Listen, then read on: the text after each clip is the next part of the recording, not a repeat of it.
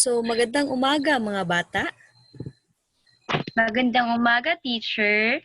Bago natin simulan ang ating talakayin ngayong araw, tayo muna ay manalangin. So, pwede mo bang pangunahan ang panalangin, Norishin? Okay po, teacher. Let us pray. Heavenly Father, Lord, thank you for this day, for having Ma'am Nori to teach us, Lord God. And Lord, thank you for everything, the blessings na imong gihatag sa mo, Lord God. In Jesus' mighty name, Amen. Amen. So, thank you so much, Nori, sa iyong panalangin. Pwede na kayong umupo. Thank you, teacher. So, ngayong araw, sino nga ba ang wala sa klase ngayon?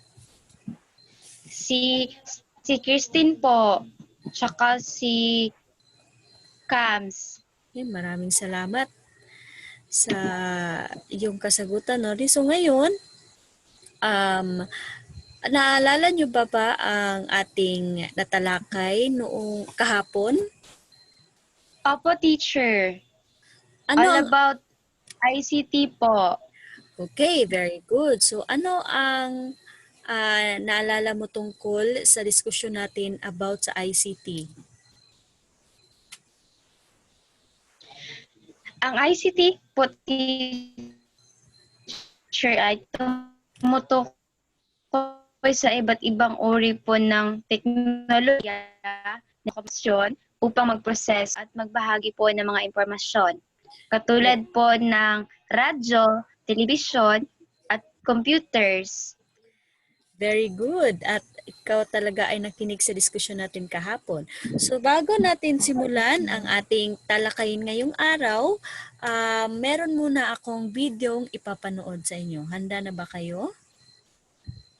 Okay po, teacher. Ready na po. Okay, so ang video tatalakayin natin ngayon ay tungkol sa ICT ngayon.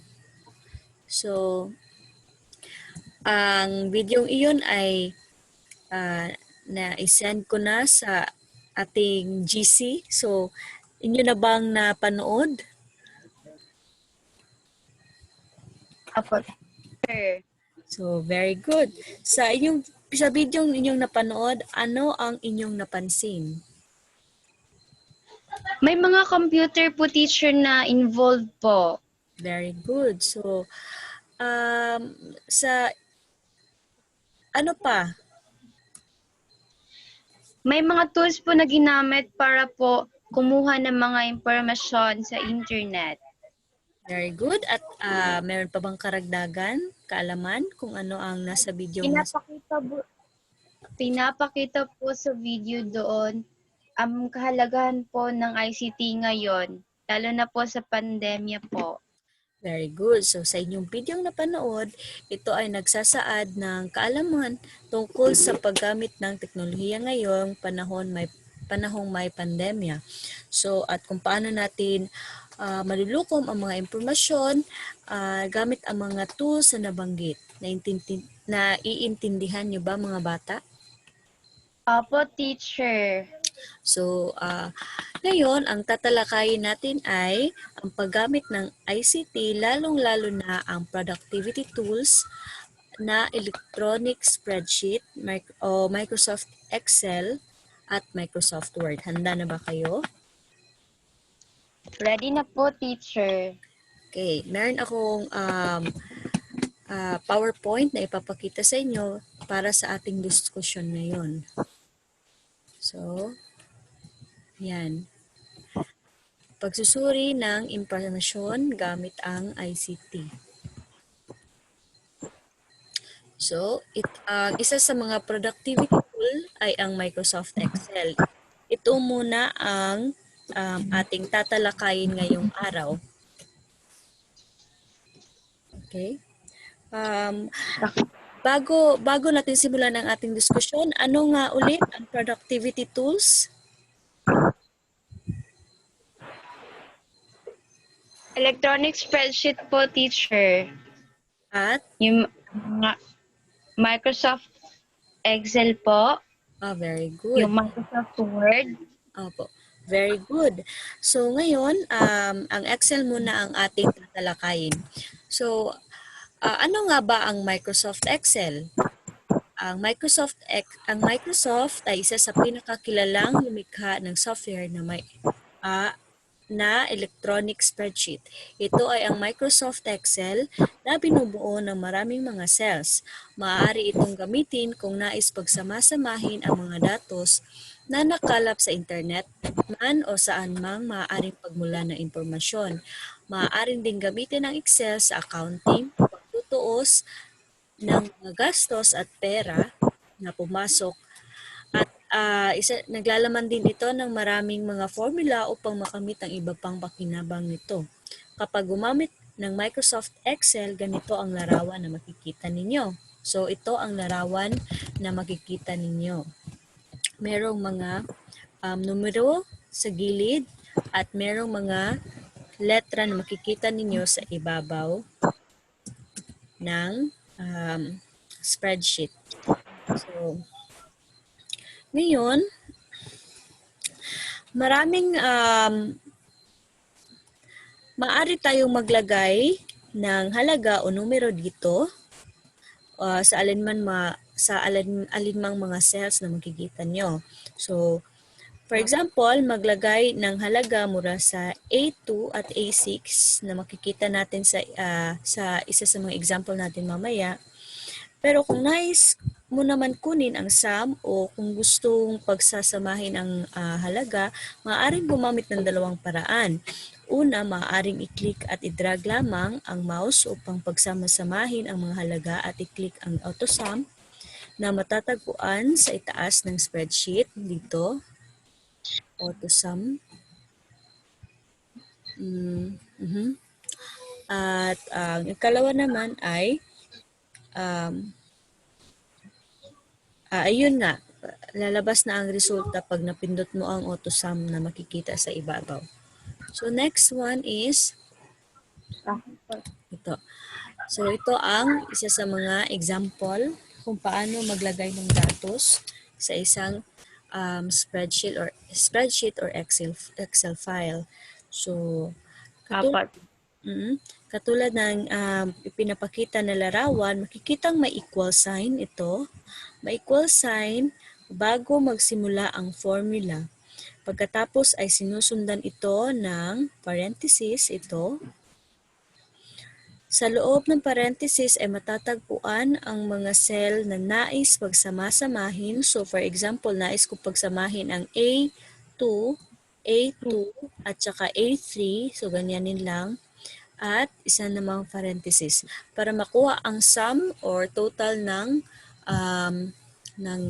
iyong ginawa ay pindutin lamang ang enter or click lamang enter or mouse sa cursor sa alinmang spreadsheet at lalabas na agad ang resulta ng pinagsamang mga numero.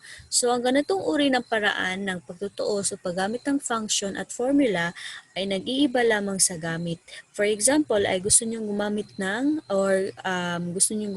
ng minus. So instead of plus na ilagay nyo dito, lagyan nyo lamang ng minus sign. Kung gusto nyo naman mag-multiply, ay lagyan lang ng asterisk. At kung gusto nyo man mag-divide, ay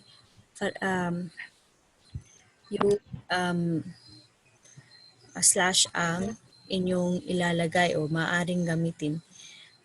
Gayunpaman, maraming pang makikitang mga formula sa formula tab ng Excel. Okay. Okay, Nori, meron ka pa bang ibang katanungan? Wala na po, teacher. Okay, so dahil iyon ang naintindihan kung paano gamitin ang Microsoft Excel o spreadsheet tool, gawin ang mga sumusunod. So ito, magbukas ka ng spreadsheet or Microsoft Excel sa iyong computer at kunin ang total ng mga ito. Sige, meron lang kayong 30 minuto upang gawin ang gawaing ito. Okay po, teacher. Okay. So, okay, tapos na ba mga bata? Opo, teacher. Tapos na po. Okay, very good. So, ang mga nakuha niyong kasagutan sa ating gawain na ito ay inyo lamang i-email sa aking email address na inaibigay ko sa ating group chat. Naintindihan ba? Opo, teacher. Okay, very good. So, meron pang isang gawain na papagawa ko sa inyo ngayong araw. At ito ay may karagdagang 20 minuto upang inyong gawin ang mga sumusunod. So, number 1, buksan ang Excel. So, number 2, ilagay ang pangalang expenses sa cell 1. Okay, ang row na makikita sa ibaba ng title, ilagay ang column headings na cost, January, March, at April. So, dun sa ibaba, sa ibabaw. And sa ibaba naman ng column headings na cost, ilagay ang sumusunod na row labels na rent, electricity, or elect, food, petrol, ins at totals. So, number 5, ilagay ang mga sumusunod na numeric data na iyong makikita ngayon sa iyong screen.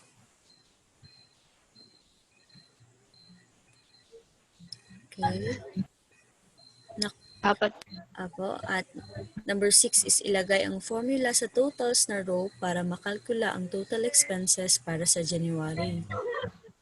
So, yung tinuro ko sa inyo kanina, ito, na lagyan ng equal sign, tsaka parenthesis at para mapagsama-sama ang mga numerical na data. Tapos, lalabas na ang sum sa totals na yan pag masingit na ang formula. So, number 7 is isingit ang iyong pangalan at petsa na nakalinya sa header. At number 8, isave ang inyong ginawa sa spreadsheet bilang expenses 1 at maaari nyo itong ipasa sa email address na binigay ko sa ating group chat. Naiintindihan ba? Okay po, teacher. Naintindihan po. Okay, very good. So, natapos na ang ating aralin ngayong araw. Ito ang ating takdang aralin. So, gumawa ng panibagong spreadsheet at ilagay ang data na iyong expenses sa eskwela sa loob ng isang taon. Maliwanag ba? Okay po, teacher. Okay, meron pa bang mga katanungan sa ating diskusyon ngayong araw? Wala na po, teacher. Okay, so maraming salamat sa inyong oras at maaari na tayong mag-end sa ating klase ngayong araw. So, Thank you, teacher. welcome po.